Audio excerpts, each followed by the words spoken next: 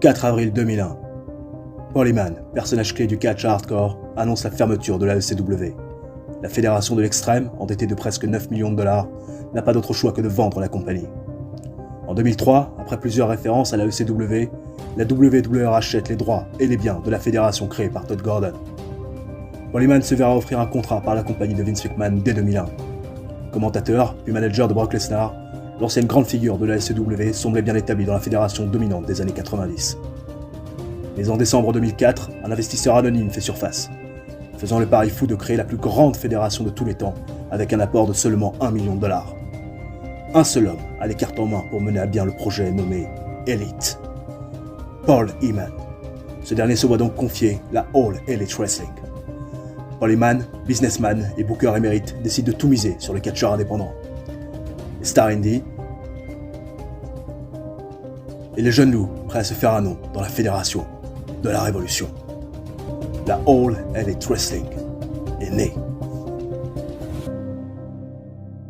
Yop tout le monde, c'est Vico, j'espère que vous allez tous très bien. Aujourd'hui on se retrouve pour le 48e numéro de notre carrière avec la All Elite Wrestling, toujours sur TEW 2016. On s'était laissé lors du dernier épisode sur une victoire de Doug Williams face à James Storm dans le main event du dernier Dynamite du mois de juin 2008. James Storm qui avait challengé un Doug Williams qui n'arrêtait pas de se plaindre et de quémander un nouveau match de championnat face à Steve Austin, le champion, que l'on n'a que trop peu vu lors du dernier épisode, rassurez-vous. On va le voir beaucoup plus dans celui-ci, puisque oui, au programme, le booking complet du mois de juillet 2008. Et oui, les épisodes s'enchaînent sur la chaîne en ce qui concerne TEW 2016, puisque j'ai un petit peu de temps ces derniers jours, je vais pas vous le cacher, je tourne les épisodes à la suite, puisque vous n'êtes pas sans savoir que cette chaîne est avant tout une chaîne de sport, mais on a fini la saison de vélo, et la saison de sport d'hiver, notamment de biathlon, n'a pas encore tout à fait repris ses droits.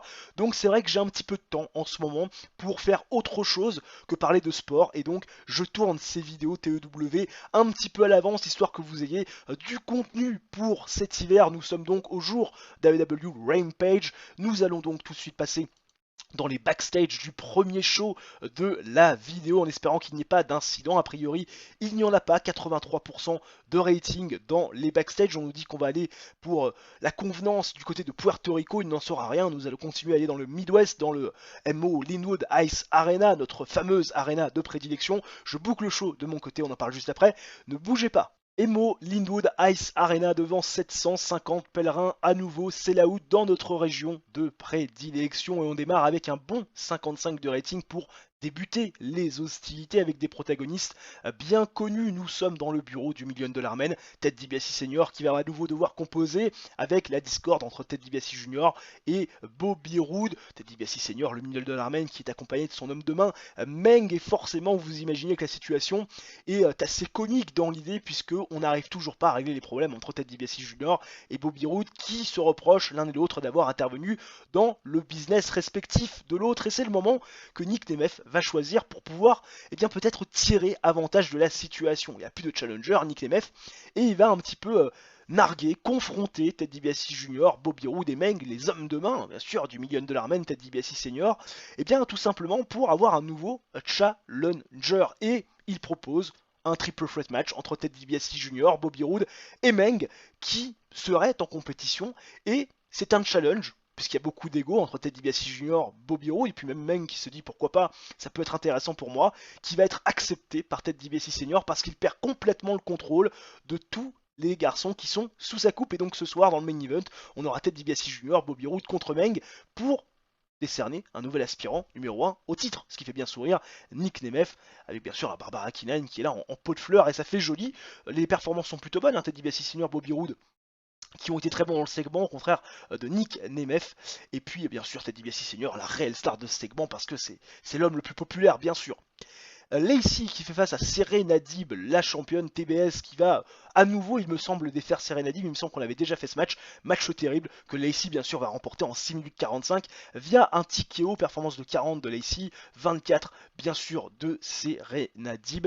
Victoire donc de la championne TBS, qui va derrière va être confrontée par Lacey Van Erich, et oui, l'ancienne challengeuse numéro 1 de Jolly Blonde, qui va confronter l'actuelle championne. Sauf que Lacey, ne va pas du tout faire cas de Lacey Van Erich, et limite si elle va pas la snober, alors que Lacey Van Erich était venue pour la confronter dans le ring. Lacey, sans même un regard, va tout simplement lui mettre un petit coup d'épaule et s'en aller. Et oui, irrespect total envers Lacey Von Erich, qui a fait partie, on rappelle, des premières grandes challengeuses du titre TBS. Et forcément, vous imaginez bien que la jolie blonde va y voir un disrespect total, un manque de respect total. J'ai voulu faire du franglais, ça n'a pas marché. Bref, la bataille des Lacey est plutôt bien engagée, 34 de rating. Et enfin, le main event, Meng face à Ted DiBiase Jr., face à Bobby Roode, match pauvre, 47 de rating, c'était pas top non plus, des performances pas géniales, 32 de Meng, 33 de Ted DiBiase Jr., ça a du mal à décoller, 56 de Bobby Roode, et dans un match plutôt pauvre qui aura duré 12 minutes 58, c'est Ted DiBiase Jr. qui va prendre la victoire en défaisant Meng via Pifol avec le Dream Crusher, un Meng peut-être un petit peu plus facile à battre, un peu plus compatissant à l'idée de se faire épingler au centre du ring par un Ted DiBiase Jr. Peut-être que Ted DiBiase Sr. lui a murmuré quelque chose à l'oreille, on ne sait pas, mais en tout cas Ted DiBiase Jr. remporte le match et devient le nouveau challenger numéro 1 au titre intercontinental en faisant le tomber sur Meng, ce qui forcément va faire fulminer Bobby Roode qui est fin énervé à l'issue de ce match.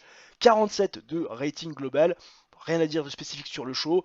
C'était un show correct, mais sans plus, loin de ce qu'on a pu faire ces dernières semaines. En même temps, Meng et Ted DiBiase Jr., ça peut être un petit peu trop juste pour l'instant pour le main event, mais il faut construire. Il faut faire avancer pas à pas les storylines, et c'est important de ne pas griller les étapes. Alors, au niveau des mails, Daphné qui voit son contrat se terminer. Bien sûr, on va la reprolonger, Daphné, je ferai ça en off. En espérant pas oublier Rampage 0.016, très bien, on va tout de suite aller voir ce qu'il en est. 0.16, ça fait 122 900 viewers. C'est un petit peu moins que la semaine dernière, mais en même temps, on perd 11 points par rapport à la semaine passée.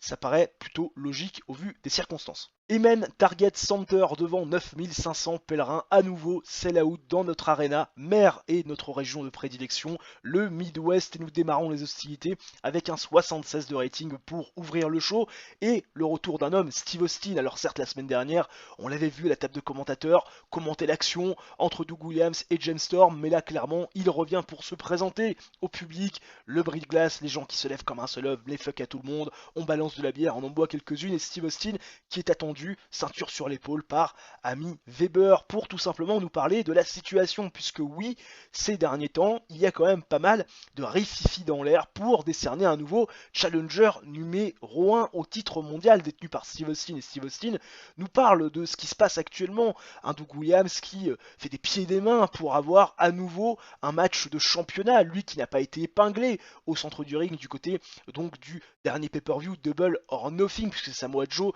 qui a pris le tombé, mais dans le même temps, Doug Williams a été épinglé par Christopher Daniels. Samoa Joe a repris du momentum. Il n'a pas de challenger clair et il espère qu'on va arriver à trouver de manière précise et définie un challenger à sa ceinture, parce qu'il aimerait quand même beaucoup revenir dans le ring, reprendre un petit peu part à l'action et défendre son titre qu'il n'a plus défendu depuis plus d'un mois. Et Paul Heyman, bien évidemment, va faire son apparition dans cette promo, affirmant à Steve Austin qu'il va trouver une solution pour lui proposer un challenger dans les plus brefs délais. Ça va commencer dès ce soir dans le main event avec un match par équipe opposant les 4 protagonistes qu'il considère comme étant les plus aptes à pouvoir affronter Steve Austin dans les prochaines semaines. Et oui, il n'a pas parlé des 3, mais des 4, qui sera le fameux 4e homme qui, dans l'esprit de Paul Heyman, peut lui aussi être crédible face à Steve Austin. On aura la réponse ce soir dans le main event. La performance de Steve Austin a été fantastique, c'est ce qu'il faut retenir de ce segment, et que bien sûr la rivalité, la storyline Challenger Battle, forcément, avance avec ce segment d'ouverture, puisqu'on a un peu promu le main event du soir. Travis Hummel face à Ken Anderson, le champion TNT, qui va donc, encore une fois, prendre une victoire un peu facile face à un heel de la compagnie pas forcément très établi comme Ken Anderson, match décent, que Travis Hummel va remporter en 11 minutes 14 via pinfall, 68 de rating, performance de Travis Hummel de 77, il a sorti super bon de ce match, tu m'étonnes, performance seulement de 28 pour Ken Anderson. Mais ce qui va se passer derrière est très important, puisque oui, vous voyez le retour de Mike Mizanin qui revient à Dynamite pour la première fois depuis s'être fait virer du groupe de Bryan Danielson dans lequel il était avec Travis Hummel et Maryse. Et c'est la confrontation, le face-to-face entre les anciens partenaires du Young Wolves qui, on le rappelle, ont eu quand même pas mal de choses en commun ces dernières années. Ils ont été en équipe pendant presque 3 ans et ces deux garçons se retrouvent dans le ring face à face. Rivaux certainement, puisque Mike Mizanin va tout simplement se plaindre à Travis Fimmel du fait qu'il n'ait pas pris une seule fois de ses nouvelles ces dernières semaines, et ce depuis que Bryan Danielson l'a viré de son groupe. Pareil pour Maryse qui n'a pas essayé de reprendre le contact alors qu'il faisait partie de la même équipe, qu'ils étaient sœurs et frères d'armes. Ça l'a beaucoup touché. Mike Mizanin a dû revenir du côté de Rampage pour essayer d'avoir un impact, ça n'a pas fonctionné, et il va tout simplement, Mike Mizanin, se plaindre à Travis Fimmel du fait que lui ait eu toutes les réussites et lui pas. Et oui, Travis Fimmel à Maryse, il a désormais le titre TNT alors que Mike Mizanin n'a même plus de maison stable. Et oui, il est quelque part sans domicile fixe, un peu à Rampage, un peu à Dynamite, partout et nulle part à la fois. Un Mike Mizanin qui se veut très agacé, très énervé envers Travis Fimmel qui lui essaye de se justifier par rapport à ce qui s'est passé ces dernières semaines et notamment sa relation toxique avec Bryan Danielson. Bref, les deux anciens partenaires de Young Wolves sont désormais très loin d'être dans la même longueur d'onde. Mike Mizanin qui a été très mauvais pour improviser le dialogue, en revanche Travis Fimmel, ça a été quand même assez impressionnant et d'ailleurs ça a été la star de ce segment et la storyline TNT Worldwide avance bien sûr grâce à cette promo.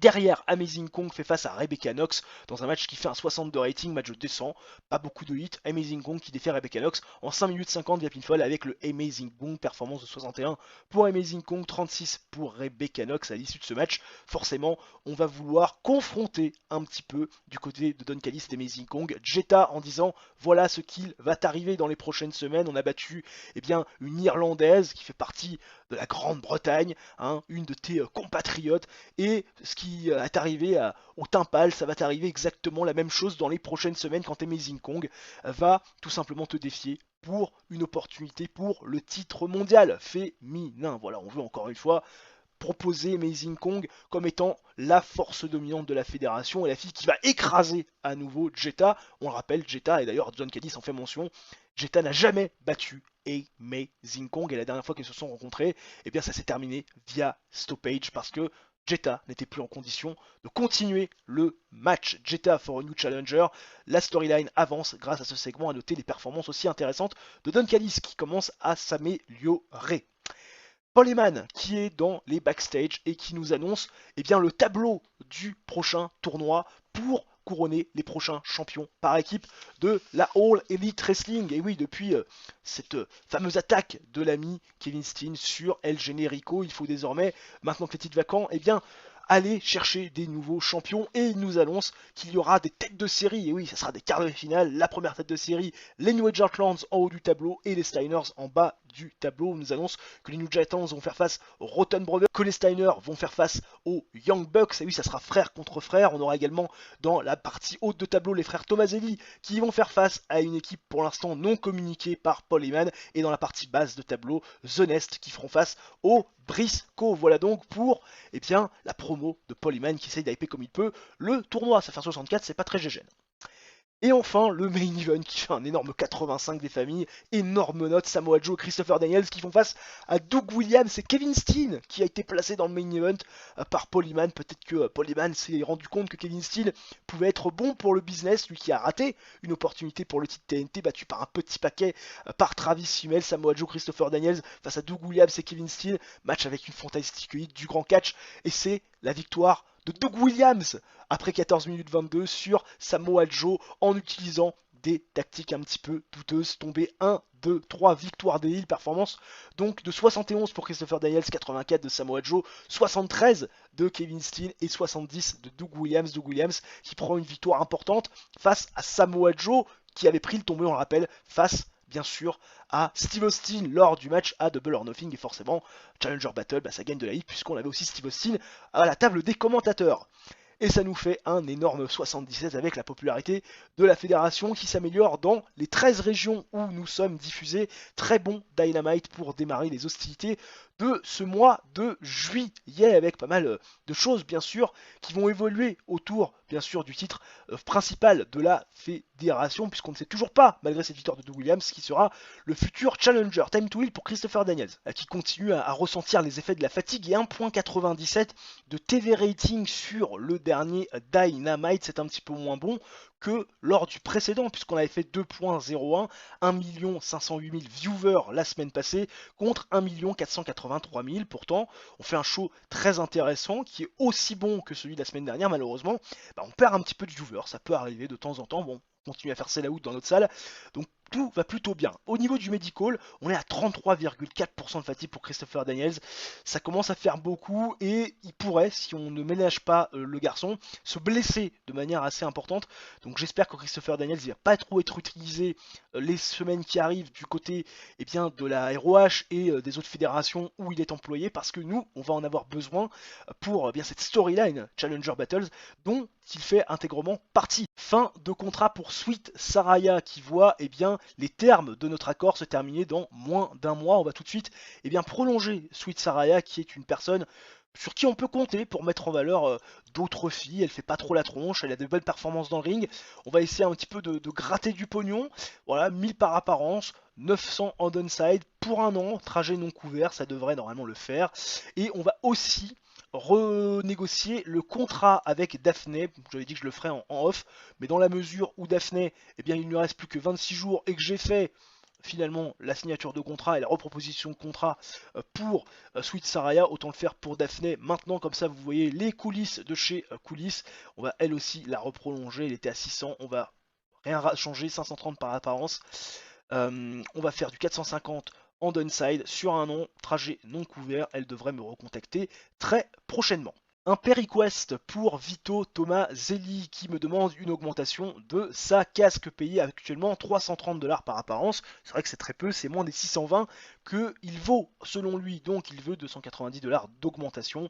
Je vais faire 75% de ce qu'il demande, 218, donc donné en augmentation. Normalement il va pas faire la gueule et je devrais conserver un Vito Tomazelli plutôt concerné et surtout toujours de bonne humeur. Des incidents backstage dans les locker rooms d'AEW Rampage, 83% de rating, mais ça clignote rouge. On va voir ce qu'il en est. Ce sont des incidents positifs avec Terry Funk qui va passer des tips à ses protégés. D'abord James Keenan, apparemment c'est pour travailler en tant que babyface. C'est pas trop le projet, mais merci quand même. John Moxley, babyface également, pourquoi pas, ça va être full babyface, je le sens. Pour John Moxley c'est peut-être un petit peu mieux parce que actuellement il est babyface dans notre compagnie. Pour Tommaso Ciampa c'est babyface également. Écoute, Terry Funk qui s'est dit cette semaine c'est full babyface. Allez, je vous donne tous les tips que j'ai là-dessus et c'est parti. Merci monsieur Terry Funk de votre bonne humeur et surtout de votre dévouement pour la jeune génération. Je boucle le show de mon côté, on en parle juste après comme d'habitude. Emo Linwood Ice Arena devant 750 pèlerins comme la semaine passée et comme les autres semaines encore avant. On démarre avec un énorme 64 de rating pour ouvrir le show secondaire avec Ted DiBiase Jr. et Bobby Roode qui vont à nouveau se prendre le chou, puisque oui, Bobby Roode accuse Ted DiBiase Jr. d'avoir mis en place un stratagème face à Meng qu'il a trouvé très compatissant dans le ring à l'égard de Ted DiBiase Jr. Ted DiBiase qui forcément, vous l'imaginez, va se défendre d'avoir mis quelconque plan en place devant son père, le Moneyman, en se disant non, c'est un triple threat, chacun était finalement là pour défendre ses intérêts, j'ai été le plus malin, je suis désormais le challenger numéro 1, et Bobby Roode qui demande à Ted DiBiase Senior s'il va laisser cette supercherie aller jusqu'au bout, et Ted DiBiase Senior va forcément, vous l'imaginez, se défendre en disant que tous les garçons voulaient ce match la semaine dernière, que l'ego a pris le dessus et que désormais le choix a été fait durant ce match, et c'est Ted DiBiase Jr. qui, sans intervention aucune, a remporté le combat. Eh oui, il donne à quelque part raison à son fils, ce qui agace, vous l'imaginez, Bobby Roode. Et Ted DiBiase Senior annonce que Ted DiBiase, son fils, ce soir affrontera avec Meng les frères Tomazelli. Performance plutôt bonne, notamment de Ted DiBiase Senior et Bobby Roode qui apparemment a très bien performé pour aller en dehors du script, ce qui est quand même assez intéressant aussi à noter puisqu'il avait quelques difficultés de ce côté-là les dernières semaines. Edgy Lee et Serena Deeb, qui n'ont pas forcément une énorme chemistry ensemble, même au full chemistry, ça marche pas du tout entre elles. Elles font face à Lacey Van Erich et Angel Williams. Et oui, pour des petits remakes de ce qu'on avait fait au départ à Rampage. Et ce sont les Heels qui vont s'imposer face à AJ Lee et Serena Deeb. Match avec un petit peu d'élite et du catch embarrassant. Lacey Van Erich et Angel Williams qui défont AJ Lee et Serena Deeb en 8 minutes 07 quand Lacey Van Erich défait AJ Lee via pinfall après avoir utilisé des tactiques un petit peu douteuses. Serena Deeb qui fait une performance de 22-27 pour AJ Lee. Angel Williams est à 27 également. Et toujours 18 pour Lacey Van Erich qui est à la traîne mais qui prend une victoire sur AJ Lee, elle qui n'avait jamais réussi à lui river les épaules. C'est désormais fait, même si à des tactiques un petit peu douteuses et puis surtout match par équipe. Et enfin le main event qui nous fait un 47 de rating plutôt correct, même si on aurait pu s'attendre un petit peu à mieux.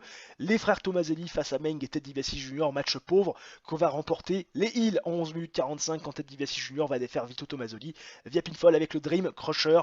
Performance plutôt clean de l'ami Ted DiBiase Jr. qui aura eu besoin d'aucune intervention pour aller remporter le match. Performance de Brandon Tomaselli de 51-36 pour Vito, 34 pour Ted DiBiase Jr. et 32 pour Meng. Et la storyline The Money Man avance mais perd un petit peu de hit. Ted DiBiase Jr. qui s'affirme encore un peu plus comme étant le challenger crédible au titre de Nick Nemeth. Et performance de 47 comme la semaine dernière si je ne dis pas de bêtises, rien de particulier rapporté au show. Tu m'étonnes alors qu'on a le profil d'Hardcore Ninja #1, voilà, qui est un catcheur professionnel canadien, voilà, qui s'est révélé au Québec. Bon, très bien. Et puis il fait bien sûr équipe avec Hardcore Ninja 2.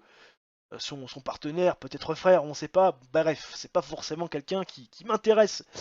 Pour le coup, on a peut-être passé ce statut-là. TV rating de 0.16, on va tout de suite aller voir ce qu'il en est. Ça, c'est des contract negotiation avec Sweet Saraya qui se terminent. Complete contract, bien sûr. Je suis aussi en négociation avec Gay Kim et Nighty Neidhart puisque leur contrat se terminait. Et au niveau du TV rating, on fait 0.16 avec 125 090 viewers devant leurs écrans, soit presque 3000 de plus que la semaine passée avec un show qui en termes de rating est complètement égal à celui de la semaine dernière. La progression qui est à peu près constante, même si j'aimerais, je vous avoue, eh bien aller retaper ces 58 qu'on avait fait lors de la dernière semaine du mois de juin. Ça sera peut-être l'objectif d'ici à la fin de ce mois, même si c'est vrai qu'avec Ted DiBiase Jr. dans le main event plutôt que Bobby Roode, peut-être qu'on aura des shows un petit peu moins qualitatifs, notamment dans le dernier segment du soir, mais on perd pas espoir de bien construire les choses et puis surtout de faire évoluer positivement Ted DiBiase Jr. qui a une opportunité en or dans les prochaines semaines face à Nick Nemeth. Des incidents backstage dans les locker rooms d'AEW Dynamite, pourtant 80% de rating locker room, mais des incidents à traiter, incidents impliquant Chyna. Alors ça j'ai un petit peu peur, Chyna qui apparemment est arrivée tard, elle a cassé les règles du locker room et forcément en tant qu'employeur je dois dealer avec la situation, je vais être gentil, je vais lui faire un petit slap over wrist. Et Chyna qui n'améliore pas son comportement, et bien écoute, la prochaine fois, si elle recommence, elle prendra une prune. Voilà, je ne serai pas aussi compatissant, je serai un peu plus sévère et je ferai valoir mon rôle de general manager et de patron de cette All Elite Wrestling de manière un peu plus dure. Emen Target Center devant 9500 pèlerins, à nouveau sell out comme toutes les semaines précédentes dans notre arena mère et nous démarrons avec un énorme 85 de rating pour débuter les hostilités avec des personnages importants dans le dispositif de notre fédération de l'élite. C'est Doug Williams qui va débuter le premier, arrivé dans le ring, micro à la main en se vantant de sa victoire sur Samoa Joe dans le match par équipe de la semaine dernière, ne faisant absolument pas mention des tactiques douteuses qu'il a utilisées, demandant donc à Paul Heyman et à Steve Austin du même coup de lui filer un match de championnat en one-on-one. Forcément, ça va être coupé par Samoa Joe qui va parler de la tactique douteuse mise en place par Doug Williams. D'ailleurs, il va exposer cette tactique douteuse à l'écran aux yeux du monde entier, personnes qui sont présentes dans l'arène et ceux qui regardent à la TV, ce qui va forcément bien énerver Doug Williams. Kevin Steen qui va faire son apparition en disant « Attends, sans moi, t'aurais certainement pas pu battre ces deux garçons, j'étais clairement le draw de cette rencontre, j'étais clairement celui qui t'a permis de faire le tombé victorieux, en plus à un moment donné tu m'as volé un tag », enfin bref, on a aussi un Kevin Steen qui rentre en confrontation avec Doug Williams et Christopher Daniels qui va tout simplement arriver le dernier et promouvoir le fait qu'il a battu Doug Williams lors de leur affrontement et que si Christopher Daniels a battu Doug Williams en match one-on-one, Doug Williams ne peut donc pas avoir une opportunité pour le titre pour affronter Steve Austin. Et oui, en one-on-one competition, et Paul Heyman va essayer de faire le grand ménage dans tout ce bordel en annonçant que la semaine prochaine, il y aura un match Fatal 4-Way et que le vainqueur de ce Fatal 4-Way va affronter Steve Austin dans les prochaines semaines et notamment du côté, bien sûr, du pay-per-view Bash at the Beach qui aura lieu dans 1 mois et demi. Performance énorme, 85 de rating. Doug Williams qui a été très bon, Kevin Steen également, Samoa Joe aussi, Christopher Daniels un petit peu moins bon, et puis Paul Heyman qui a clairement été la star de ce segment, et puis bien sûr cette storyline et ce segment qui permet de faire avancer la hit de notre programme Challenger Battle. Voilà, rendez-vous la semaine prochaine dans le main event. Mike Mizanin face à Brandon Tomaselli, premier match de la soirée, performance plutôt intéressante de 58 avec des performances de 50 pour Mike Mizanin et Brandon Tomaselli en termes d'in-ring. On a eu 9 minutes 03 de combat qui s'est terminé via pinfall avec un Mike Mizanin qui va battre Brandon Tomaselli grâce à l'utilisation d'un objet contondant dans le dos de l'arbitre. Paul Heyman, donc dans les backstage, et oui, qu'on retrouve cette fois-ci dans les coulisses, et qui va présenter à la foule et surtout accueillir un nouveau Rhodes en la personne de Cody. Et oui, Cody Rhodes qui est All Elite Wrestling et qui démarre d'ailleurs cette limite de Cocky Youth et c'est below average. On essaiera de la tweaker en tout cas. Premier gros impact pour Cody Rhodes puisqu'il est présenté par Paul Heyman, mais surtout parce que Cody Rhodes, il est là pour se faire un prénom. Cody Rhodes, il veut pas juste être un nom, une attraction ou quelque part un meuble au sein de la fédération. Il le dit, il veut un impact. Il veut être aussi bien, voire mieux que son frère, et donc il veut des opportunités. Ce que Paul Heyman ne s'attendait pas à entendre de la bouche de Cody Rhodes. Il pensait que Cody Rhodes allait être un garçon un peu timide, un peu réservé, qui allait demander des opportunités. Dans Cody Rhodes, il demande pas, il exige. Et Bryan Danielson, on l'avait pas vu depuis sa défaite face à Travis Hummel pour le titre TNT, va tout simplement aller dans le sens de Cody Rhodes en disant le gamin, Second Generation Star, un fils de Dusty, franchement le garçon, il faut qu'il fasse un prénom et Paul, tu vas pouvoir lui donner une opportunité, lui donner quelque chose. Et Paul Heyman, il réfléchit, il n'y a pas grand chose. Et Bryan Danielson parle de la dernière place libre dans le tournoi par équipe. Ah oui, pour Cody Rhodes, il est prêt, Bryan Danielson, à accompagner Cody Rhodes et son partenaire dans le tableau final pour devenir champion par équipe. Lui qui est un ancien champion par équipe d'ailleurs, il le dit, puis il aurait bien aimé être avec l'ami de Dustin Rhodes, le frère de Cody Rhodes, au moment où il formait les Natural Dragons, aller chercher ce titre, et Bryan Danielson, il sera un plaisir d'aller chercher les titres avec Cody Rhodes, le frère de Dustin. Et Paul Heyman, qui réfléchit, qui dit oui, je peux vous donner cette opportunité, mais pour rentrer dans le tableau, il va falloir mériter son opportunité et gagner sa place dans ce Final Draw. Bryan Danielson, Cody Rhodes, présentation du frère de Dustin et du fils de Dusty, qui est réalisé dans ce segment, même s'il a semblé complètement à la masse, Cody Rhodes dans ce segment, contrairement à Paul Heyman qui a été fantastique, bien sûr, Paul Heyman incroyable. Derrière, match par équipe féminin qui a pour but bien sûr de promouvoir l'affrontement Amazing Kong Jetta. Vous l'imaginez bien, Jetta et Amazing Kong c'est dans les tuyaux, ça va arriver très prochainement. Et donc pour l'instant, match par équipe, Jetta et Rebecca Knox, les deux britanniques qui font face à Amazing Kong et Jazz, où forcément l'ambiance n'est pas au beau fixe, on a du mal à coopérer, on a du mal à travailler ensemble. 61 de rating, j'ai mis ce match là en storytelling, et au bout de 10 minutes 12, c'est Jetta et Rebecca Knox qui vont défaire Jazz et bien sûr Amazing Kong quand bien sûr Jetta va faire le tomber sur Jazz via pinfall avec el bridging, Fisherman, suplex. 61 de rating, il faut noter que Jazz a fait la gueule, elle était pas très contente de perdre, pourtant c'est Jetta qui fait le tomber par Rebecca Knox. Performance de 53 pour Jazz, 57 pour Amazing Kong, Rebecca Knox est à 31, un petit peu à la ramasse mais c'est normal, et Jetta est à 62 et forcément la storyline avance grâce à ce segment. Derrière, on retrouve Mike Mizanin après son match, qui est parti à la douche, qui s'est changé et qui va croiser Maryse. Et Mike Mizanin, grosso modo, son but dans ce segment, c'est de rallier Maryse à sa cause.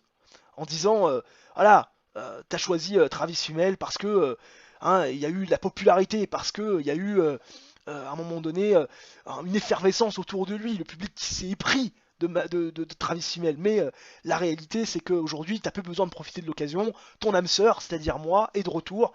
Et aujourd'hui, on peut travailler ensemble, main dans la main, comme on l'a fait de manière privée à l'époque. Mike Mizanin qui insinue que Maryse et lui auraient eu des relations.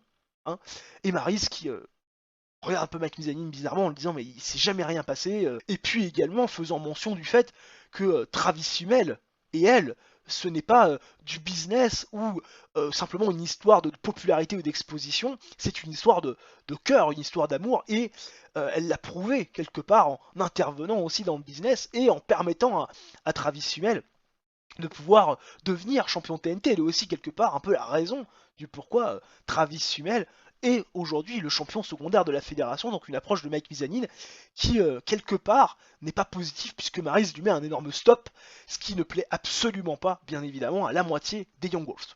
Une performance moyenne de Mike Mizanin, d'ailleurs de Maryse qui n'a pas été extraordinaire non plus, et la storyline perd de la hit, rassurez-vous, on saura en regagner plus tard. Lexi Van Erich, George Frankenstein, Bobby Willard, c'est un bikini contest. Victoire de Lexi Van Erich, j'ai laissé 7 minutes. Il y avait du temps un peu à combler dans le show, donc j'ai dit allez hop, bikini contest, ça le fera bien. Lexi Van Erich qui prend un peu de popularité, 68 de rating. C'est parfait avant le main event qui va être une affiche d'ailleurs du championnat par équipe. Enfin, du championnat par équipe. Première affiche du tableau pour couronner un champion par équipe. J'en ai pas du tout parlé outre mesure en début de vidéo. Mais ce sont les New Age Outlands, partie haute de tableau, tête de série numéro 1, qui font face aux Rotten Brothers. Et ça fait un 79 de rating plutôt intéressant, match décent que les New Age Outlands ont bien sûr remporté face aux Rotten Brothers, 11 minutes 42 de combat. Beji James qui défait Yann Rotten par pinfall avec le Spike Pile Driver, tombé de Beji James, oui, Beji James qui revient après avoir été blessé, hein, mis KO après stoppage, qui revient bien, qui fait le tombé victorieux, qui permet à son équipe de se qualifier pour les demi-finales. Performance de 52 pour Yann, de 45 pour Axel, de 78 pour Biggie James et de 75 pour Beji James. Les New Age Outlands sont en demi-finale et attendent le vainqueur du match entre Tommasolli, hein, les Tommasolli Brothers, et un adversaire mystère, hein, pour l'instant qui ne connaissent pas, ils n'ont pas encore eu mention de cette équipe qui pourrait arriver dans le tableau. 76 donc de rating global, on améliore notre popularité dans les 13 régions où nous sommes diffusés. Alors que là on a le beau profil d'Akira, gradué de la New Japan, du donjon de la New Japan en 1984. Hein, voilà, pas tout jeune le nanar. Est-ce qu'il catch encore à ce moment-là? Je ne sais pas. Hein, bon, les mails, alors qu'on parle de Stephanie McMahon qui pourrait éventuellement re-signer. Eh bien, re-signer madame, re-signer. TV rating de 2.01, ça y est, on revient à quelque chose d'à peu près normal, ou en tout cas ce qu'on avait fait lors du dernier Dynamite du mois de juin, 2.01, on avait fait 1 508 000, là on fait 1 512 000, ce qui permet encore un peu plus de prendre de la popularité, de l'importance, même si on fait un point inférieur à ce fameux dernier show du mois de juin, mais ça reste quand même plutôt correct, avec toujours du sell-out dans les arénas, et un broadcasting qui continue à monter en termes de TV rating. On est clairement sur la bonne voie les gens. Aucune nouvelle croustillante sur la dernière semaine écoulée les gens, donc on se retrouve directement dans les backstage de AEW. Rampage, troisième du nom en ce mois de juillet 2008, et vous le voyez, malgré 92% de rating, il y a des incidents backstage, ça clignote rouge, et on va voir tout de suite ce qu'il en est, incident impliquant Beji James, on imagine que c'est la drogue. Oui, a priori, il a trop usé de drogue, il n'est donc pas en condition de travailler et forcément il a dû rentrer à la maison. Donc employeur, on doit traiter de la situation, ça sera Sap Over Race. C'est un chobé, je ne veux pas non plus le punir, sachant que voilà, c'est un garçon sur lequel on aura besoin de sa présence sur les Showa, donc pas de présent dans le chobé. Je veux dire, c'est un moindre mal, tout le monde est content de l'action. Incident impliquant Colt Cabana, voyons voir ce qui se passe. Colt Cabana qui a priori a organisé un tournoi de jeux vidéo et l'a remporté. Voilà, donc très bien, monsieur Colt Cabana qui a une activité d'entertainer au sein de AEW Rampage. Il sera peut-être bien d'ailleurs que je mettre un petit peu des plans en place autour de Colt Cabana. On avait vu qu'il était pas trop mal placé, notamment dans les garçons qu'on annonçait comme les Rising Stars. Donc voilà, Colt Cabana, peut-être que ça sera intéressant de ne pas l'oublier. Peut-être qu'il me fait un peu signe hier de dire, tu vois, je suis capable de faire de belles choses dans les backstage, mais moi aussi dans le ring, je suis sûr que je pourrais faire aussi bien. À noter, on verra bien ce qu'on fera. En tout cas, je boucle le show de mon côté, on en parle juste après, ne bougez pas. Il y a Marcus Community Fair devant 985 pèlerins, et oui, on casse notre routine, certes, on est toujours dans le Midwest, mais on va dans une arena extérieure à celle du MO Lindwood Ice Arena, puisque oui, moins de 1000 pèlerins dans les gradins, et nous démarrons le show avec un 45 de rating, on va dire correct mais sans plus, avec Ted DiBiase Jr. qui va nous parler dans le main event de son opportunité pour le titre intercontinental, puisque oui, c'est pour ce soir son opportunité face à Nick Nemeth est de devenir pour la première fois champion au sein de la All Elite Wrestling, et il va être coupé par Bobby Roode. Bobby Roode qui a priori veut un peu chercher Ted DiBiase Jr., le confronter avant son affrontement face à Nick Nemeth, qui est certainement sa plus grande chance de sa carrière. Et Ted DiBiase Jr. d'ailleurs on parle de cette opportunité qu'il juge comme étant la plus grande de sa jeune carrière, et il prévient tout de suite Bobby Roode que ce soir il a plutôt intérêt à rester loin de son business et très loin de lui, puisque ce soir Ted DiBiase Jr. sera champion intercontinental. Bobby Roode qui a été très pauvre pour aller en dehors du dialogue, Ted DiBiase Jr. au contraire a été plutôt bon, et la storyline The Money Man avance avec ce segment, même si bon, ça gagne pas forcément beaucoup de hits. Lacey qui fait face à Tyler Madison. Lacey qui continue à prendre du momentum. À nouveau victoire avec un TKO après 5 minutes 19 dans un match terrible. Performance de 24 pour Tyler Madison qu'on n'utilise pas beaucoup. Et 42 pour la championne TBS, Lacey qui va être à nouveau confrontée par Lacey Van Erich. Et oui, la jolie blonde, première challengeuse numéro 1 au titre TBS. Et à nouveau, Lacey ne va absolument pas faire cas de Lacey Van Erich. Elle va lui mettre un petit coup d'épaule sans la regarder et se barrer. Sauf que Lacey Van Erich, cette fois-ci, elle n'a pas envie qu'on lui manque de respect. Elle a envie, au contraire, bien qu'on lui donne l'attention qu'elle mérite. Et donc, elle va confronter la championne TBS au micro en lui disant qu'elle veut son attention. Et oui, Lacey Van Erich, elle rappelle son pédigré, elle a eu un momentum extrêmement positif, ça a été la première à avoir un momentum extrêmement positif, elle a eu énormément d'opportunités pour le titre TBS, bref, elle parle de ses accomplissements à Lacey et elle veut désormais que la championne TBS la considère. Et Lacey forcément va lui rétorquer que pour être considérée, il faut pouvoir avoir gagné des matchs et avoir eu un impact. Lacey Van Erich, elle n'a jamais eu d'autre impact que des victoires grâce à des interventions extérieures. Certes, Lacey, c'est une championne heel, mais c'est une championne qui est quand même crédible, qui est legit. Et c'est vrai que les victoires de Lacey Van Erich, en étant très peu clean, forcément ça ne accorde pas de respect vis-à-vis de la championne. Et donc forcément Lacey Van Erich qui commence à encore plus s'agacer en parlant de ses faits d'armes respectifs et notamment des tombées qu'elle a pu effectuer sur Serena Deeb et AJ Lee, ce qui forcément ne va pas faire pencher la balance du bon côté pour Lacey, l'actuelle championne TBS, qui juge ses victoires cheap et opportunistes. Voilà, Lacey, la championne TBS, ne considère toujours pas Von Erich à la juste valeur. Ah oui, en tout cas, selon les prétentions de notre jolie blonde, 38 de rating. Et enfin, le main event qui nous fait un gros 55 de rating, c'est plutôt bien pour terminer le show secondaire. Match avec des 100 catch, mais pas beaucoup de hits. Nick Nemeth face à Ted DiBiase Jr. pour le titre intercontinental. Et oui, 12 minutes 01 de combat. Il faut savoir que Bobby Roode était à la table des commentateurs, ce qui a un petit peu perturbé Ted DiBiase Jr. qui fait un 37. 57 de Nick Nemeth. Victoire, bien sûr, de Nick Nemeth via le Leaping Reverse STO. Nick Nemeth qui fait donc sa 5ème défense du titre intercontinental. Durant tout le match, on a eu un Bobby Roode qui s'est payé, bien sûr, la tête de Ted DiBiase Jr. Vous vous en doutez. Et on fait un 49 de rating, plutôt correct. On se rapproche des fameux 50, même si on est très très loin du fameux 58 qu'on avait pu faire il y a quelques semaines, notamment dernier Rampage du mois de juin 2008, ce qui est pour l'instant, on le rappelle, notre record. Bill Goldberg, qu'est-ce qu'on nous dit? Apparemment Bill Goldberg, ça fait longtemps qu'il n'a pas catché, et a priori, bon bah on sait pas quand est-ce qu'il va faire son retour. Ok. Pas de compétition active pour le garçon. C'est pas forcément quelqu'un qui nous intéresse, l'ami Bill Goldberg. Du tout. On va pas faire la WWE IRL à reprendre des anciennes gloires juste pour essayer d'avoir de la popularité. De toute façon, on n'en a pas besoin. 0.16 de TV rating. On va tout de suite aller voir ce qu'il en est. 0.16 de TV rating qui nous permet de faire 126 510 viewers, plus que la semaine passée. Ce qui s'explique, on va pas se le cacher, par le fait qu'on a fait 2 points supérieurs par rapport au show de la semaine dernière. Et puis il y avait aussi une signature de contrat et contract negotiation avec Randy Savage qui voyait son contrat se terminer. Et bien écoutez, on l'a reprolongé parce que ça fonctionne bien avec Joey Styles. Donc reprolongé pendant un an, franchement ça va plutôt bien. On garde, on paie par apparence 1500$ par apparition, 1400$ par mois en downside si on ne l'utilise pas. Voilà, on a re-signé l'ami Randy Savage, ça va être une bonne addition pour l'année qui arrive. Et pay request pour Ted DiBiase Jr. qui se laisse pousser des ailes, a payé 666$ par apparence, moins des 910 qu'il vaut, il veut 250 de pay rise, je vais lui donner 75% parce que pour l'instant je suis pas forcément très convaincu des performances de Ted DiBiase Jr. Ça progresse pas aussi vite que ce que je souhaiterais, mais 188 d'augmentation, c'est quand même plutôt pas mal.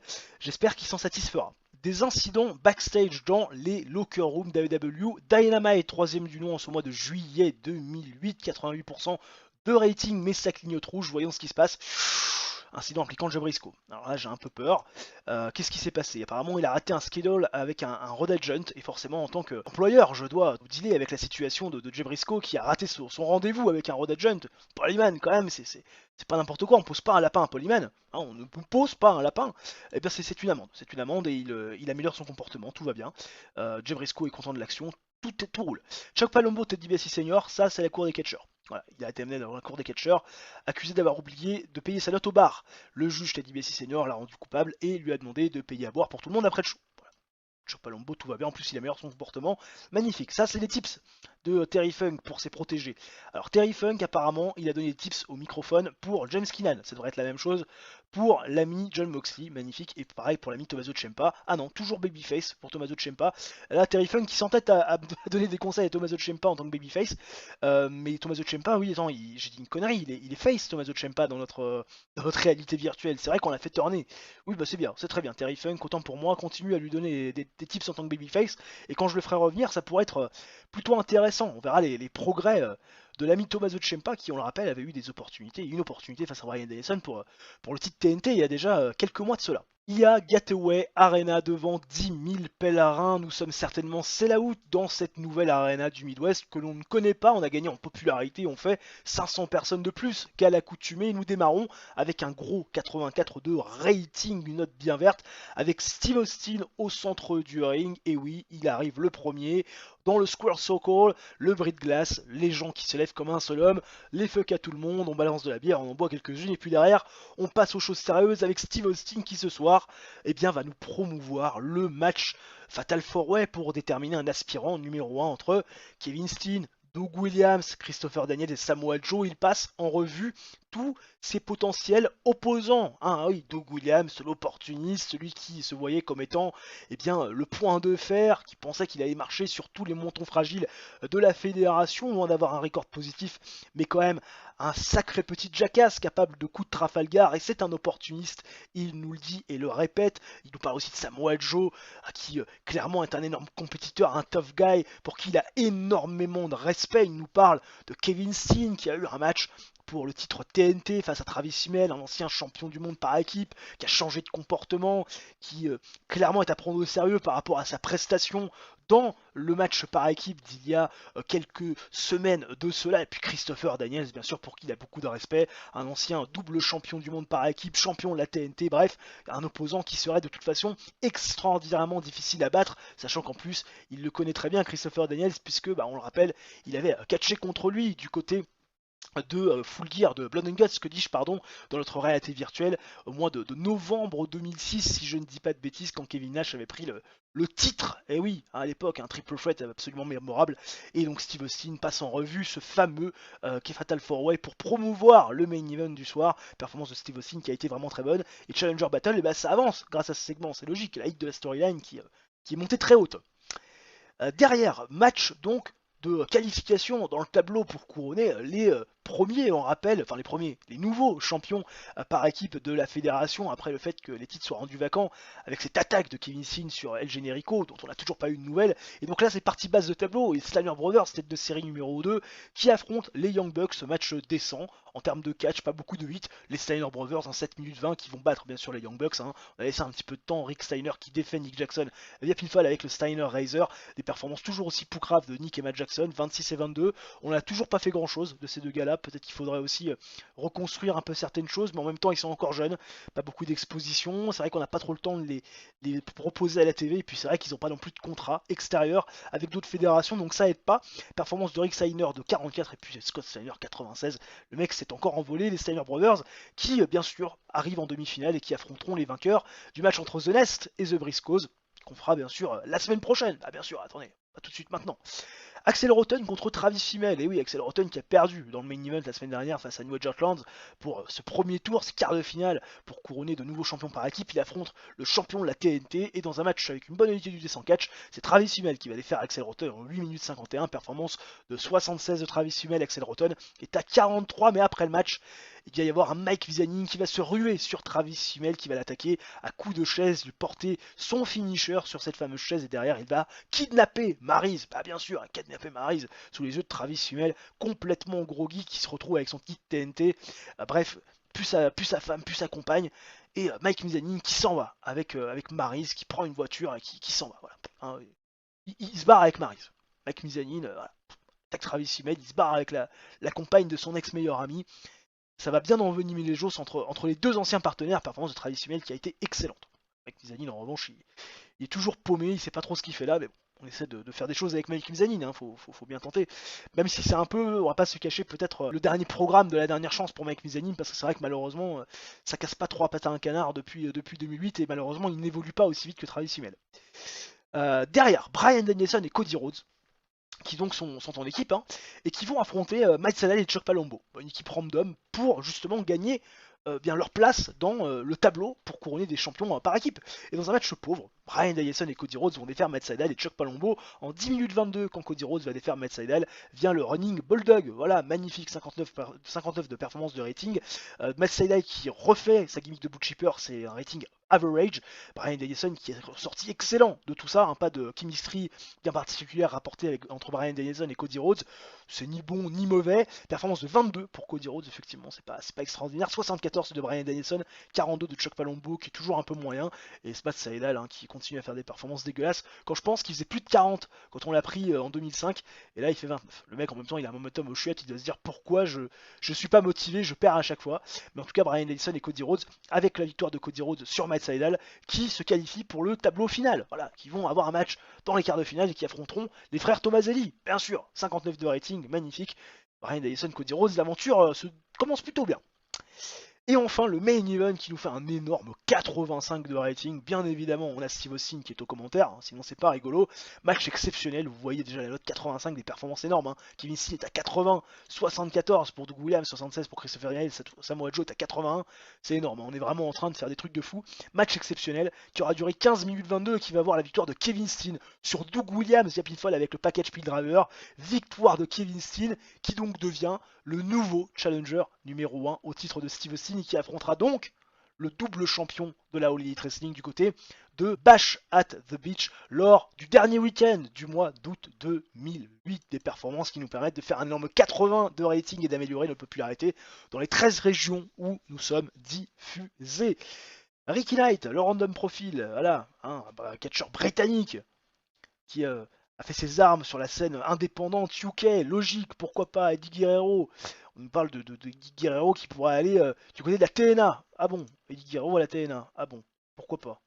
Qu'est-ce qu'il irait faire à la TNA avec les shows poucraves qu'ils sont en train de nous faire? Pourquoi pas, hein, tu me diras. Bon, Doug Williams, Time to Heal, c'est compliqué aussi pour Doug Williams. Hein. Là, c'est délicat, le garçon, il bosse aussi un peu ailleurs, GPW, AEW, c'est dur pour Doug Williams, on va tout de suite aller voir ce qui se passe. Et puis un TV rating de Dynamite de 2.18, hein. Là on est en train de péter le score. Qu'est-ce qui se passe pour Doug Williams? Est-ce que c'est beaucoup? 26%, ça va.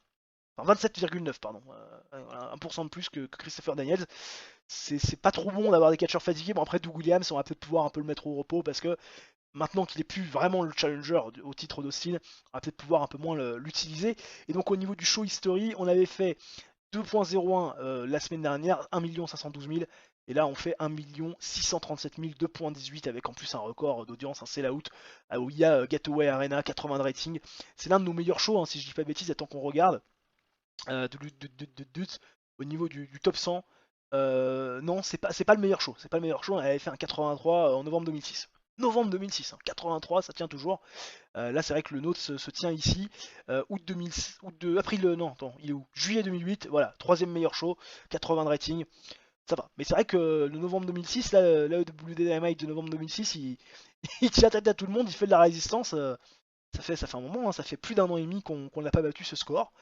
On va essayer de s'y atteler avant la fin de l'année, ça serait plutôt un bel objectif pour clôturer l'année 2008 qui est encore longue bien sûr puisqu'on n'a même pas encore passé le deuxième pay-per-view de l'année. Un pay-request pour Travis Fimmel, l'actuel champion TNT de la fédération qui me demande une augmentation de sa casque, 1555$ par apparence, moins que des 2530 qu'il vaut. J'ai envie de lui donner full pair à Travis Fimmel parce qu'il fait vraiment du très bon boulot, on sent qu'il s'améliore. Je vais lui donner la full pair, je suis assez content des performances qu'il me fait. Voilà, il est content aussi de ma décision. 975$ d'augmentation, c'est beaucoup, mais je pars du principe que c'est mérité et puis surtout ça peut nous permettre de garder un Travis Fimmel dans un bon mood et qui surtout continue à progresser. Je pense que c'est quand même la meilleure des solutions. Donc certes un pair important, une augmentation importante, mais à mon sens nécessaire. Des incidents backstage dans les locker rooms du dernier Rampage du mois de juillet 2008, 94% de rating, mais ça clignote rouge, on va voir tout de suite ce qu'il en est. Incident impliquant Barbara Keenan, ça ne peut être que positif. Barbara Keenan qui apparemment a gardé tout le monde dans la bonne humeur, puisqu'elle a apparemment décidé de cuisiner pour tout le monde, apparemment des pancakes qui ont été au menu du soir. Bref, une Barbara Keenan qui a une qualité d'entertaineuse et qui a fait plaisir à tout le monde, puisque oui, la bouffe n'est pas pas totalement prise en charge, si je ne dis pas de bêtises, dans les backstage de Rampage. Donc voilà, la cuisine pour tout le monde. Très jolie attention de Barbara Keenan qui met tout le monde dans un bon mood.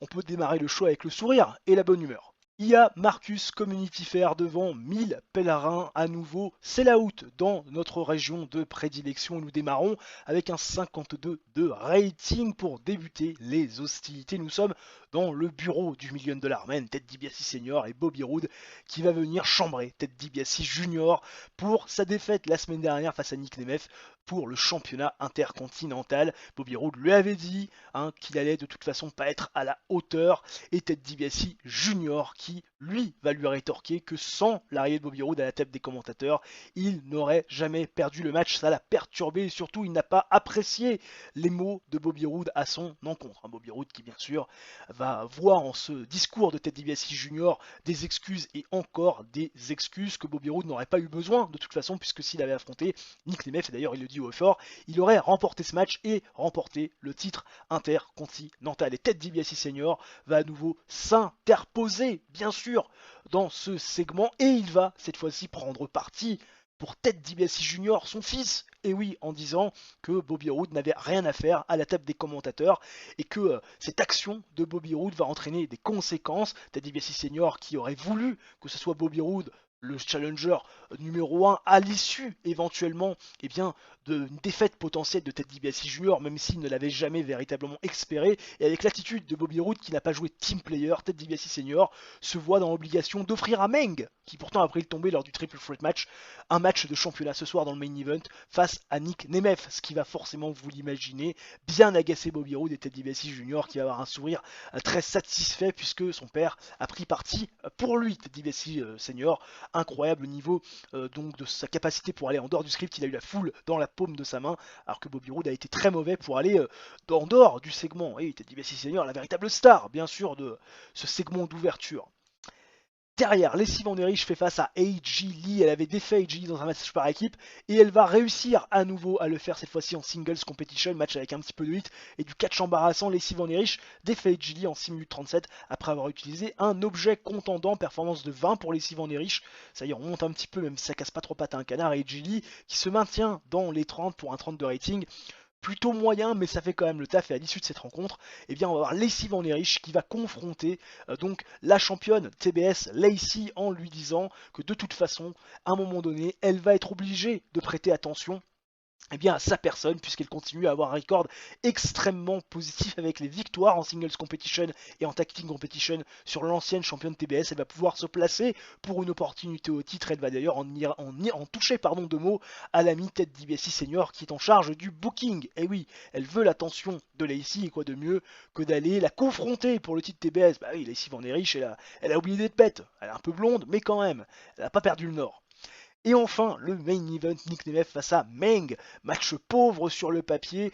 Performance de 31 de Meng, 54 de Nick Nemeth. Match pauvre qui aura duré 13 minutes 07, qui est d'ailleurs est un match un peu trop long pour Meng qui a priori était un peu fatigué à la fin du match. Match pauvre qui va voir la victoire de Nick Nemeth via pinfall avec le leaping reverse STO. Performance de 50 au total pour ce match.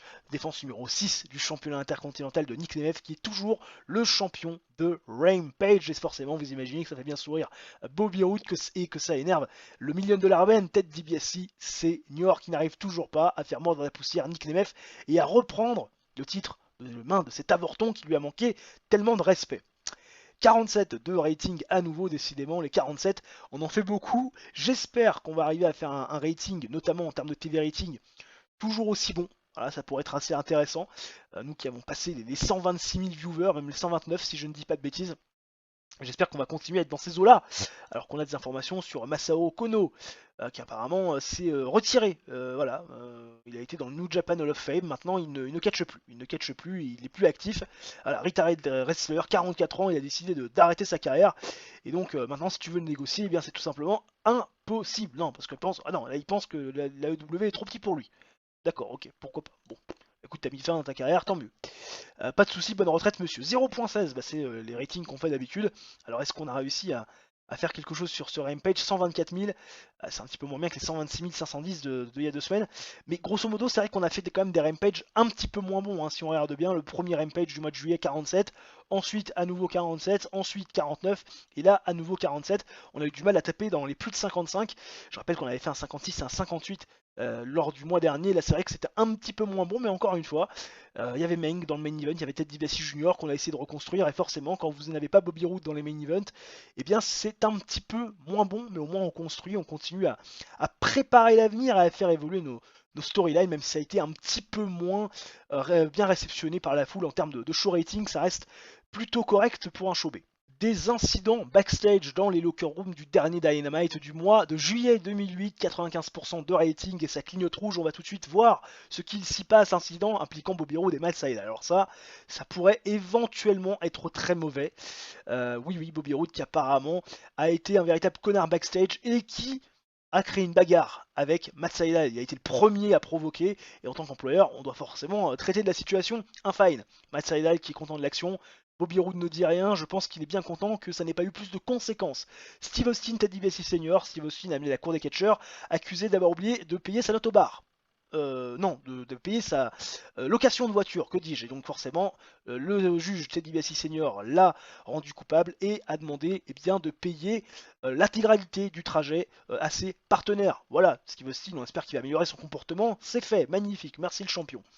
Et enfin, Christopher Daniels qui passe des tips de selling à son protégé Ted DiBiase Jr. qui va encore un peu plus progresser, en tout cas on l'espère. 10 100 personnes, OED, Bismarck Civic Center, dans le Midwest, une nouvelle arena, on pète le score en termes d'attendance dans les gradins et nous démarrons avec un énorme 95 de rating pour ouvrir les hostilités. Paul Heyman qui est dans le ring et qui bien sûr a un rôle de modérateur entre Steve Austin et Kevin Steen qui vont se confronter micro à micro en plein milieu du ring sur le canapé pour faire un peu connaissance, le champion face au futur challenger numéro 1 du côté de Bash at the Beach. Ça sera bien sûr le dernier week-end du mois d'août 2008 en toute fin d'été et forcément vous imaginez bien, qu'on a envie d'en découdre entre Steve Austin et Kevin Steen, surtout Kevin Steen qui, après avoir galéré pendant des années et des années dans la course par équipe et notamment à ses championnats mondiaux tag team, se retrouve aujourd'hui libéré de plusieurs poids. D'abord le poids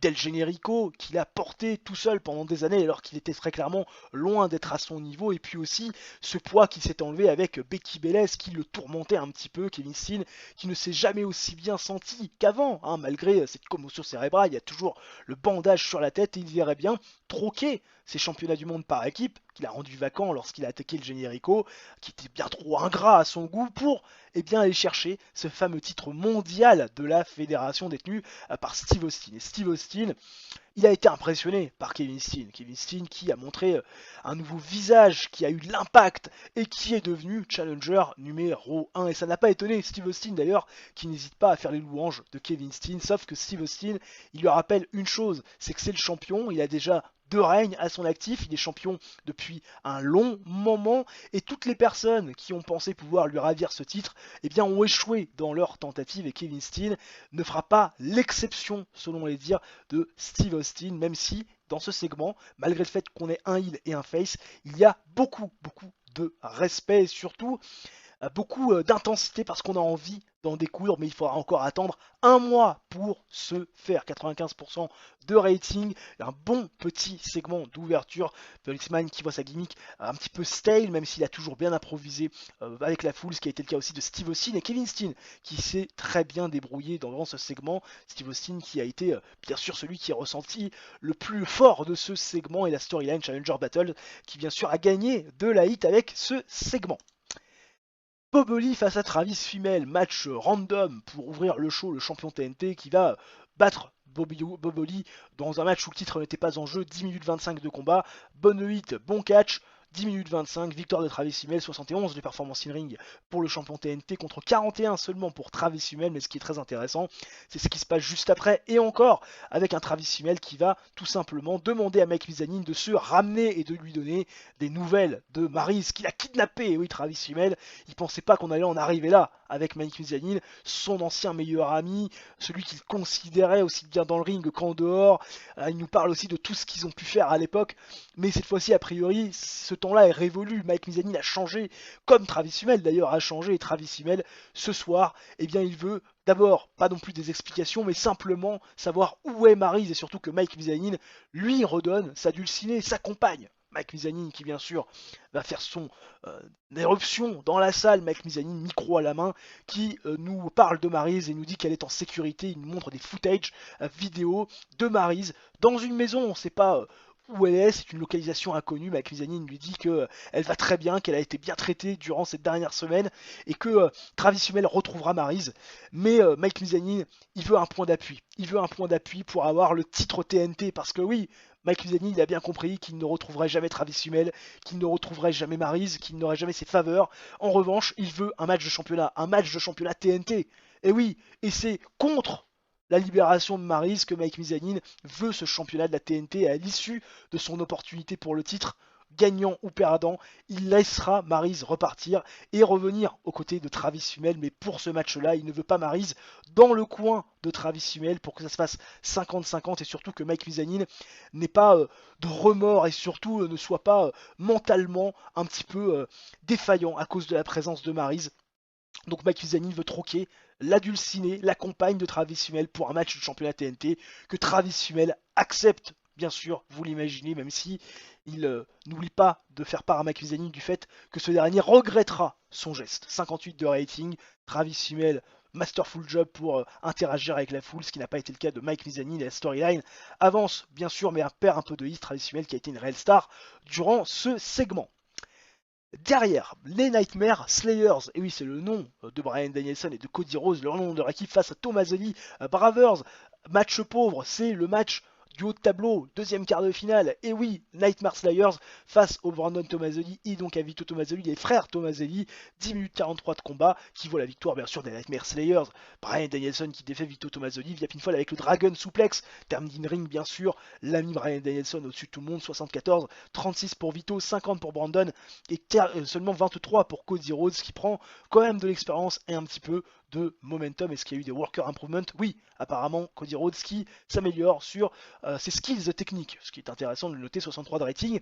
Bon petit match et derrière, Ami Weber veut les explications de Bryan Danielson. Et oui, un Bryan Danielson qui n'est plus dans la course TNT, qui a lâché sa rivalité avec Travis Fimmel, qui donc n'est plus en course pour aller chercher ce championnat secondaire. Et Ami Weber veut donc les explications de Bryan Danielson. Pourquoi avoir aidé Cody Rhodes et être parti vers la course par équipe? Tout simplement parce que Bryan Danielson a envie de faire partager son savoir avec des gens qui ont vraiment envie de l'écouter, qui vont vraiment le considérer, qui ne sont pas rebelles dans l'âme. Cody Rhodes n'est pas rebelle, Cody Rhodes est un bon petit soldat dans le sens où il écoute Bryan Danielson et a surtout soif de connaissances, et Bryan Danielson peut lui donner ses connaissances et puis surtout il a en tête l'envie d'aller faire ce qu'il n'a pas réussi à faire avec Dusty Rhodes qui est son mentor, il le considère comme ça, il en reparle d'ailleurs de Dusty Rhodes comme tel. Bryan Danielson veut réussir avec Cody Rhodes ce qu'il n'a pas réussi à faire avec Dustin Rhodes, c'est-à-dire devenir champion du monde par équipe et donc faire une pierre de coups. Bien sûr, 49 de rating, c'est moyen, mais ça permet d'assimiler Cody Rhodes avec Bryan Danielson et ça lui permet bien sûr de gagner de la popularité, vous l'imaginez bien, même si le segment est pas top. Et enfin, le main event, The Nest face aux Briscoes, le dernier quart de finale du tournoi par équipe pour couronner de nouveaux champions. Peut-être un petit peu optimiste de le mettre en main event, en plus j'ai mis ce match là en qualité de style de show. Peut-être qu'il y avait un petit peu de pression pour aller all out, et dans un match décent qui nous fait 71 de rating, The Nest va battre les Briscoes en 13 minutes 01, quand Jon Moxley va défaire Mac Briscoe via pinfall avec le hook and glider en termes d'in-ring work, bien sûr Tyler Black au-dessus de tout le monde, 75 de performance in-ring, 66 pour Jon Moxley, 35 et 35 pour les frères Briscoe et donc The Nest qui vont affronter les Steiner Brothers en demi-finale, ce qui sera quand même une affiche de choix, et on rappelle quand même qu'il y a déjà eu un passif entre ces deux équipes puisque The Nest avait perdu un match de championnat par équipe face aux Steiner Brothers avec des tactiques illicites bien sûr qui avaient été utilisées à ce moment-là. Et on fait un 74 de rating plutôt correct, où on gagne bien sûr de la popularité dans les 13 régions où nous sommes diffusés. On n'a pas battu les 80 du show de la semaine dernière, mais en même temps ça aurait été quand même compliqué, on va pas se cacher, c'était un gros rating la semaine passée alors qu'on a le profil du tank. Voilà, quel look, quelle belle moustache monsieur, magnifique, belle boule à zéro aussi. Mark Briscoe et Jay Briscoe qui se plaignent de leur booking, bon ça tu me détonnes, ils ont un momentum aux toilettes, il faut gagner du momentum et 2.12 de TV rating pour Dynamite. Ça sera plutôt pas trop mal. On fait 2.12, on avait fait 2.18 la semaine dernière, 2.12, là 1 596 000. On perd un petit peu de viewers vrai de broadcast, mais en même temps 6 points de moins que la semaine dernière. Ça peut quand même s'expliquer. Des pair requests à n'en plus finir en cette fin du mois de juillet avec Jetta et Lacey qui veulent des augmentations de leur casque. Alors Jetta, j'imagine que c'est un peu compréhensible puisque la nana fait quand même très très bon boulot. 1388 $ par apparence, moins que les 2070 qu'elle vaut. Elle veut 682. On va peut-être lui donner 75% parce que ça fait quand même beaucoup, hein. J'ai déjà donné une full pair eyes à Travis Hummel. Je pense que normalement elle devrait pas faire la gueule. Jetta à 512 $, c'est déjà une belle augmentation. Et puis là ici, la championne TBS qui veut également une augmentation, 466 $ par apparence, c'est moins que les 790 qu'elle vaut. Je pense que je vais lui donner aussi 75%. Voilà, normalement ça devrait pas faire la gueule et ça lui permettra d'avoir une petite augmentation qui je pense est justifiée par ses performances parce qu'elle fait quand même de belles prestations pour le Showbé. En tout cas, moi ça me contente par rapport à la qualité demandée et surtout pour l'instant ce qu'on veut en faire, hein, de ce titre TBS qui est, on le rappelle, plus un titre de développement pour construire les choses plus qu'un titre vraiment majeur vers lequel on a envie de créer des choses parfois un peu folichonnes comme on peut le faire du côté du titre Féminin World. Début du mois d'août 2008, les copains, et énormément de mails dans mon dashboard, vous le voyez, avec pas mal d'informations. Chantal Taylor qui voit son contrat se terminer dans un mois, Claudio Castagnoli qui a terminé sa tournée avec la AJPW tout comme Doug Williams, Ted DiBiase Jr. qui voit la AJPW lui faire une offre de contrat. On imagine que c'est une offre de tournée, bien sûr, c'est sérieusement considéré, je me doute, vu ce qu'ils vont te donner. Colt Cabana, c'est exactement la même chose. El Generico, j'imagine que c'est exactement la même chose, je vois pas pourquoi ça changerait. C'est vrai qu'ils n'ont pas trop l'habitude de filer des contrats signés, effectivement, 9 mois en tournée, c'est le cas aussi de Christopher Daniels pour, j'imagine, la C4 qui est en régional est classé 10ème juste devant nous, avec Christopher Daniels qui va faire des piges là-bas. Samoa Joe c'est pareil, et le deal avec Rampage qui se termine le mois prochain. J'espère qu'on pourra renégocier avec la FX. Et puis également donc des contrats, un pair request pour Kevin Steen, décidément beaucoup de pair request. Travis Hummel, Jetta, la championne Lacey également. Maintenant on a l'ami Kevin Steen qui rentre dans le main event, qui se sent plus pissé, qui a 2100 par apparence, moins que les 3040 qui vaut. Ah bah attends, là 75% mon grand. 705 déjà d'augmentation, ça sera déjà pas mal. Normalement, il devrait pas faire la gueule, hein, Kevin Steen, voilà, ça va, on arrive à le contenter. Et on va voir le bilan financier, hein, le bilan financier où on perd 10 000 $. Bon, on a perdu, on a réussi un petit peu à stabiliser, on est toujours perdant. Mais on arrive quand même à bien stabiliser, beaucoup plus que le mois dernier. En même temps, c'est vrai qu'on a fait des records d'influence dans les salles. 834 000 $ de tickets vendus, c'est beaucoup plus que le mois dernier. C'est pas mal aussi de le voir, les TV revenus qui sont les mêmes. Au niveau du sponsor, on a été un petit peu plus gâté avec 2000 $ de plus dans les caisses. Le coût de marchandises qui ont baissé un petit peu de manière pas significative, mais enfin quand même. Le coût de worker 307 000, moins que les 315 000 du mois dernier. En même temps, c'est vrai que Steve Austin, on l'a pas utilisé tout le temps non plus. Le coût des shows a un petit peu augmenté. Normal, des salles plus grandes. Le marketing, c'est pareil. Le coût de marchandises, c'est un peu baissé parce qu'on a forcément vendu un petit peu moins. Et c'est vrai qu'on a mis ça aussi en le coût de marchandises et surtout la préparation de marchandises, on a mis ça par rapport aux commandes demandées, donc c'est vrai que ça nous permet aussi d'économiser. Et puis la production qui est exactement la même, et au niveau du MISC, on est à peu près pareil que le mois dernier. Voilà, 10 000 $ de perte, ça reste, on va dire, plutôt correct au niveau de la size. Bon, bah, Hawaï, on continue à perdre du terrain, bien sûr, mais on continue à bien se maintenir et à progresser dans les régions des États-Unis. Dans la Nouvelle-Zélande, on est passé à 40, alors qu'on était à 39. Aikido, on est passé à 12, comme en Europe centrale, magnifique, sublime. On continue à prendre de la popularité dans ces régions-là. C'est magnifique. Il faudra peut-être qu'on fasse un show à Hawaï, hein, quand on aura un peu d'argent là. Pour déconner, ils vont être 10 dans les gradins, ça va être magnifique. Et au niveau des storylines, bien sûr, parce que ça nous intéresse. Challenger Battle, on est à 88, on n'a jamais fait une storyline comme ça. 55 pour Jetta qui fait face à de nouveaux challenges. Les Moneyman, on a 55 aussi. Et TNT Worldwide, on est à 63. Il va falloir quand même qu'on fasse des efforts sur le TNT Worldwide pour justement garder nos storylines assez intéressantes et justement répondre aux exigences des chaînes de télévision. Au niveau des titres et le prestige des titres, nous sommes à 50 pour le titre intercontinental avec déjà 6 défenses pour Nick Nemeth. On est à 69 pour le titre féminin avec une défense. On est à 85 pour le titre bien sûr World avec 5 défenses, le titre par équipe toujours vacant, le titre TBS on est à 1 défense, on est à 40, le titre TNT, 3 défenses pour Travis Simmel, on est à 78 de rating. J'espère que cette vidéo vous aura plu les gens, si c'est le cas bien sûr, le coup du chapeau, le like, l'abonnement, l'activation de la cloche, ça mange pas de pain, c'est totalement gratuit, et nous on se retrouve très prochainement pour une nouvelle vidéo, d'ici là portez-vous bien, ciao bye bye et à la prochaine.